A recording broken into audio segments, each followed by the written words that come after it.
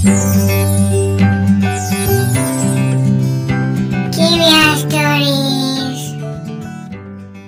Friends, welcome to our channel. ఈ కథ ఏమిటో చూద్దామా. అనగనగా ఒక గ్రామం. ఆ గ్రామంలో బ్రాహ్మణుడు. అతని పేరు పద్మనాభ శర్మ. అతను చాలా పేదవాడు. పెళ్ళిళ్ళు తద్దినాలు చేసుకుంటూ జీవనం సాగిస్తున్నాడు.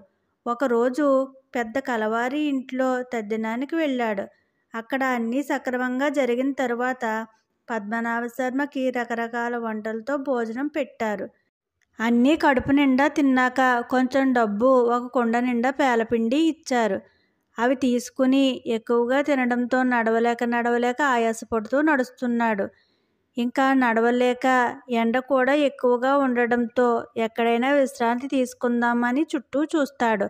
దగ్గరలో ఒక చిన్న కుమ్మరి ఇల్లు కనిపిస్తుంది.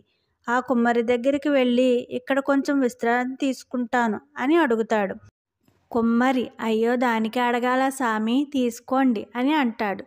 అక్కడ అన్నీ కుండలే. కొంచెం ఒక పక్కన టవల్ వేసుకుని పడుకుంటూ ఇలా ఊహించుకుంటూ ఉంటాడు. ఈ పిండి అమ్మి ఆ డబ్బు ఈ డబ్బు కలిపి 2 ఆవుల్ని కొందాం. ఆవు పాలు, పెరుగు, నెయ్యి అమ్మి కొంచెం ధనం కూడబెట్టి ఇంకో 2 ఆవుల్ని కొందాం.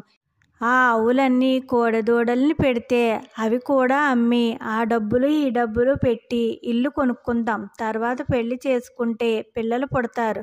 అప్పుడు నాకు పెద్ద ఇల్లు, కుటుంబం అన్నీ ఉంటాయి.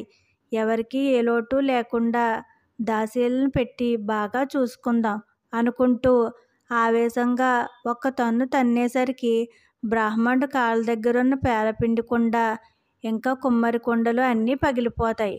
కుమ్మరివాడు వచ్చి కోపంగా చూసి బ్రాహ్మణ్తో మట్టి కుండలు చేయిస్తాడు. So friends, bye. Please like, share and subscribe friends, and don't forget to on the bell icon.